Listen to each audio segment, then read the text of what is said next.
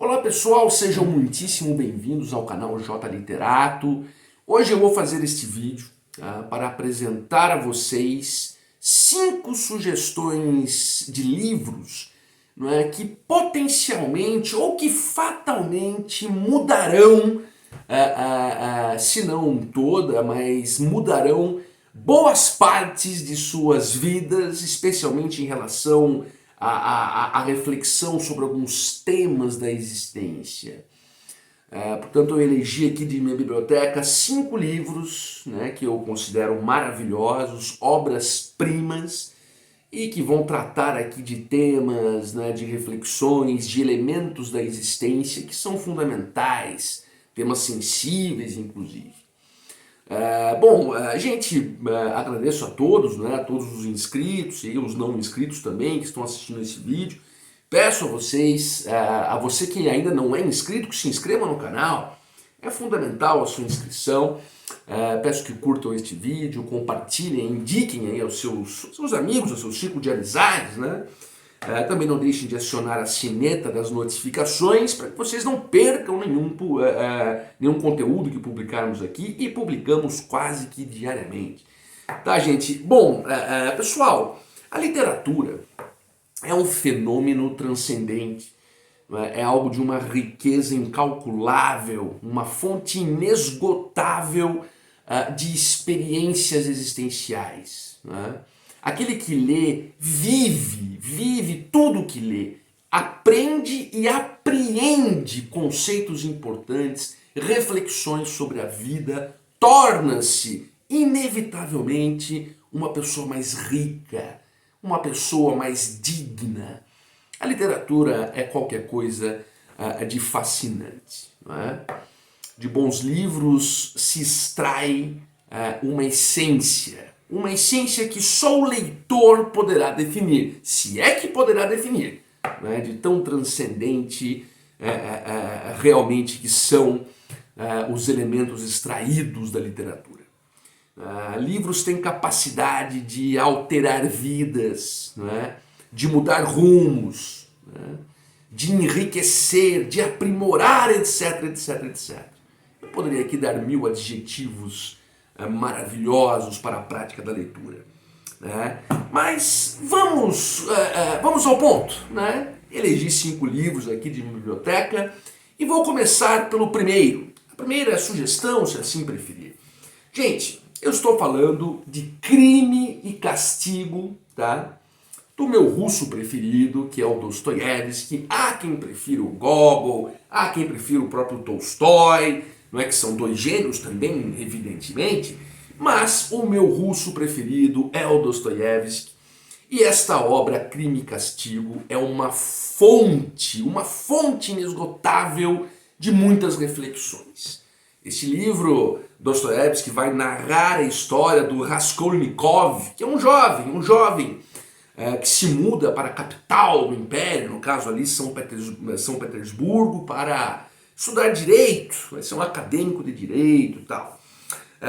Muito pobre, sem dinheiro, a mãe que mora no interior ajuda, sempre naquela dificuldade financeira tremenda, até que ele encontra ali uma usurária, né? uma velhinha, uma senhorinha que empresta dinheiro a juros, e ele faz ali um empréstimo com essa velhinha para poder ajudar nos estudos. Só que o Raskolnikov, ele tem muitas concepções próprias, ele começa a fazer algumas reflexões sobre a vida e ponderar sobre as justiças e as injustiças da vida, né? Ele leu uma biografia de Napoleão Bonaparte, né? Então ele chegou a algumas conclusões importantes sobre essas diferenças da vida, né? Por que ele, um jovem tão inteligente, tão promissor, tem que passar por tanta dificuldade, né? Começou a se colocar numa posição de injustiçado existencialmente, ao passo que aquela velhinha, aquela usurária que lhe emprestou dinheiro, quer dizer,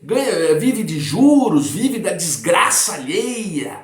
Então veja que ele começa a ter essas ideias, ele chega a uma conclusão. Ele diz que há 2 tipos de pessoas no mundo: as pessoas especiais, que são dotadas de uma característica de nobreza intelectual, etc, etc, e as pessoas normais.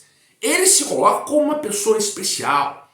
E nessa ideia dele, ele acha que essas pessoas especiais, assim como Napoleão era para ele, né, eu disse que ele leu a biografia de Napoleão e se inspirou muito, né, ele acha que essas pessoas deste patamar, desta classe, pessoas especiais, podem cometer alguns erros, elas têm o direito de cometer alguns erros porque elas são especiais. Enfim, é claro que não vou falar muito aqui, então ele começa a alimentar toda essa teoria e ele chega à conclusão que ele pode matar aquela velhinha, aquela velha usurária, né, aquela que me emprestou dinheiro usar juros. Então ele vai, quer dizer, munido dessa convicção e mata a velha. Né? Eu posso matar porque eu sou especial, eu sou uma pessoa inteligente, não é justo eu estar aqui sofrendo. E ela, pelo contrário, já é uma velha que está se valendo aí da desgraça alheia, então ele mata ela. Não o suficiente, mata também a irmã dela que aparece na cena do crime, enfim, comete esse assassinato. Tá? Isso não é um spoiler tão sério, gente, porque é a premissa do livro, está logo no comecinho. O negócio aqui são as consequências desse assassinato.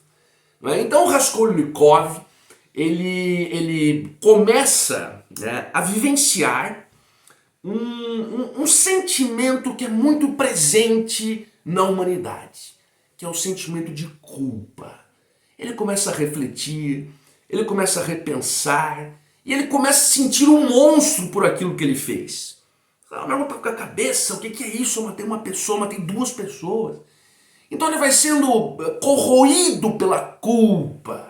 Ele vai sendo dilacerado por aquela sensação de desespero advinda da culpa.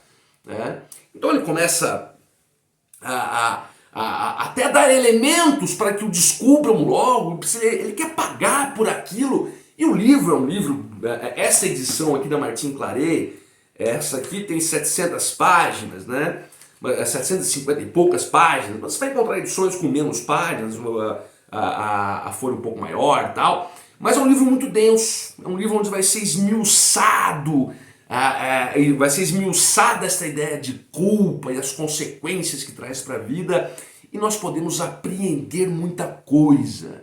É uma bela reflexão, é um livraço. Fica aqui a primeira dica: Crime e Castigo, de Fyodor Dostoiévski.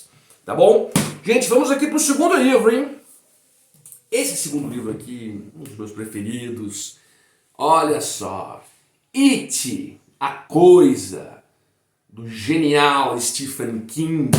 Tem um filme famoso, né? Tem aquele filme mais antigo, dos anos 80, e depois tem o remake, que é mais novo, né? Do Pennywise. Esse livro, gente, ele proporciona uma reflexão muito forte, é um calhamaço, veja, ele tem 1000 e tantas páginas, ele tem 1103 páginas, tá? É um livraço, é um calhamaço, não se assuste porque você vai ler rapidinho, porque é maravilhoso. Esse livro proporciona reflexões importantíssimas, tá? Quer dizer, vou ser bem perfunctório, bem superficial aqui, vai contar a história de um grupo de crianças que são amigos, né? São crianças amigas, é um grupo, né? E eles enfrentam uma situação muito dolorosa, muito horrenda quando crianças. Né? Eles são impelidos a lutar contra uma força malévola, muito incisiva, muito perigosa, que é a própria figura do Pennywise, o palhaço ali. Mas estou dizendo isso que é muito superficial. A própria figura do palhaço, vocês vê que é muito mais profundo que isso. Então eles, todos crianças, travam uma batalha contra esta força maligna, vencem esta batalha e vida que segue, o tempo passa, depois de 30 anos, esta força maligna parece estar voltando e eles têm de se reunir novamente para, uma vez mais, vencer aquele monstro. Gente, o Stephen King, ele faz aqui uma reflexão muito forte no que se concerne à amizade, à união, à persistência, à fé, né? A fé nas nossas próprias capacidades, né?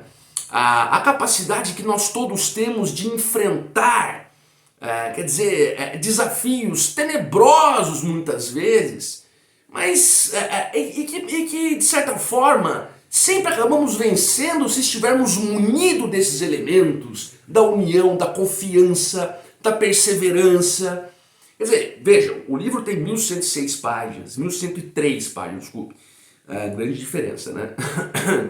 Então, ao longo dessas 1103 páginas, você vai vivenciando toda a reflexão desses elementos que eu disse, né? União, amizade, confiança, lealdade, fidelidade, tudo isso em prol de uma força maior, né? Que é a força de vencer-se o mal. Quer dizer, você pode fazer várias analogias com isso, é um super livro, está super indicado. Espero que vocês sigam aí essa sugestão e leiam It, a coisa do Mestre King. Gente, passemos ao terceiro livro. E adivinha? De novo, Dostoiévski, né? Esse aqui é Memórias da Casa dos Mortos. Gente, um livro basicamente autobiográfico, né? Dostoiévski, ele passou por muitos perrengues na vida, por muitas situações aqui que vou te falar, eu não sei como é que ele aguentou. Uma delas foi ter sido mandado para a prisão da Sibéria, conhecida como Casa dos Mortos, por motivos políticos, né? Ele frequentava ali um grupo, digamos, revolucionário contra o czarismo russo e tal. Então o próprio Dostoiévski foi mandado para essa prisão na Sibéria. E neste livro aqui, ele relata tudo o que ele viveu dentro da prisão. Mas ele o faz por uma interposta pessoa, né? Então ele cria um personagem, que é o Alexander, né? Ele cria essa personagem para contar a sua própria experiência. E veja, neste livro, quando eu o li pela primeira vez, quer ver? Eu até fiz algumas marcações. Deixa eu achar uma para vocês aqui que eu acho super interessante. Eu não tô achando aqui, viu, gente? Bom, deixa pra lá, senão vai ficar muito longo o vídeo.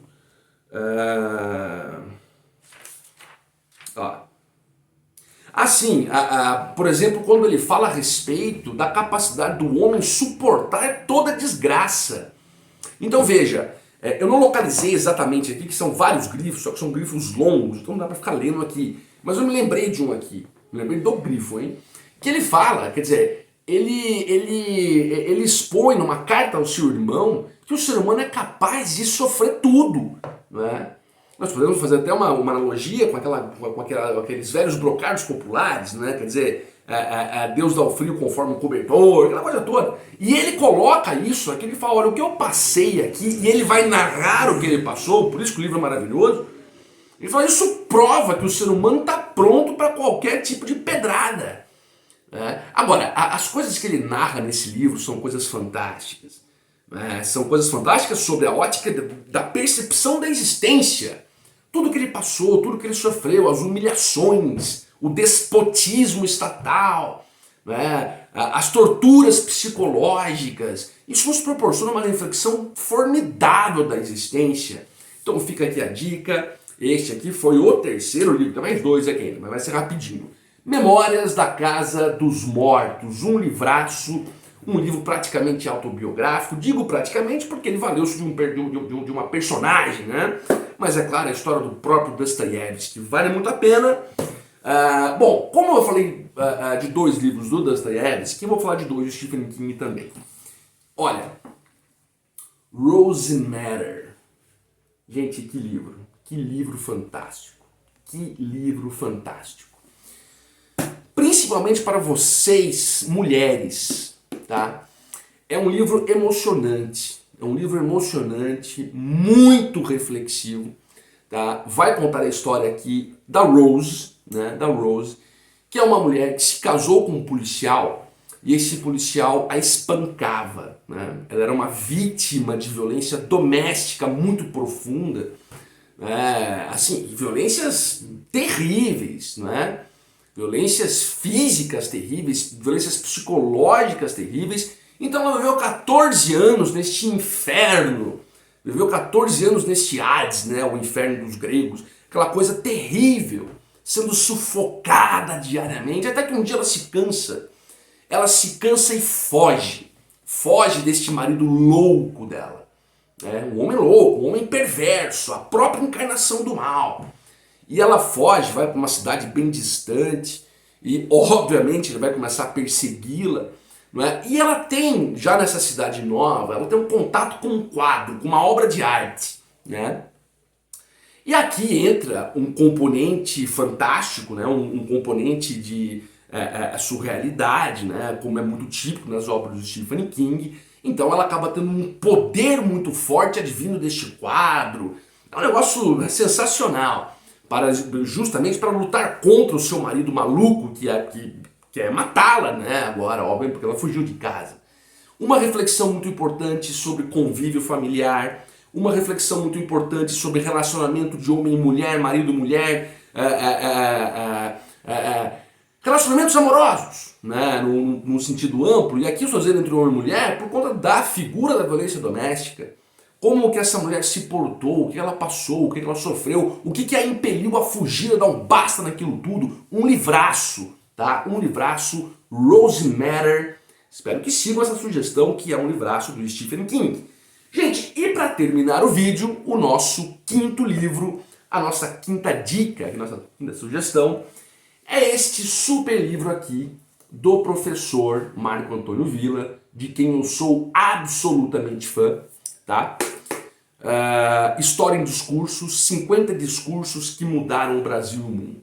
O professor Marco Antônio Villa, de forma brilhante, né, de forma genial, compilou aqui 50 discursos de várias personalidades do mundo, em contextos históricos diferentes, de culturas diferentes, em atmosferas políticas diferentes. Discursos importantes dessas personagens, por exemplo, aqui você vai ter discurso de Getúlio Vargas, você vai ter discurso do Mussolini, você vai ter discurso do Thomas Mann, você vai ter discurso, por exemplo, até da Grécia Antiga, Péricles, Sócrates. Quer dizer, ele faz essa compilação de forma brilhante. Vários discursos sobre vários temas políticos, vários temas sociais, históricos. São 50 discursos. E eu posso lhes garantir, esse livro trará uma riqueza cultural e intelectual para você, se você o ler, que depois você me fala. É algo magnífico. Gente, esses foram os nossos 5 livros, tá aqui todos eles. Essas 5 sugestões, espero que tenham gostado, espero que sigam as sugestões, vocês vão ver, façam a prova, vocês vão ver. O vídeo ficou um pouquinho longo, mas foi inevitável, o vídeo vai estar capitulado aí, se você não quiser assistir todo, né? Bom, se você chegou até aqui, você já assistiu todo, enfim, eu não vou recomeçar o vídeo, só para falar isso. Tá bom, gente? Aqui não tem edição, sabe, gente? Aqui é uma coisa espontânea. Eu prezo por essa espontaneidade, por essa liberdade, né, aqui nas nossas conversas. Gente, muito obrigado. Espero que tenham gostado. Peço que se inscrevam, que curtam o vídeo, compartilhem e acionem o sininho, a sinetinha das notificações para que vocês não percam nossos conteúdos, que quase que diariamente são publicados. Muito obrigado e até uma próxima.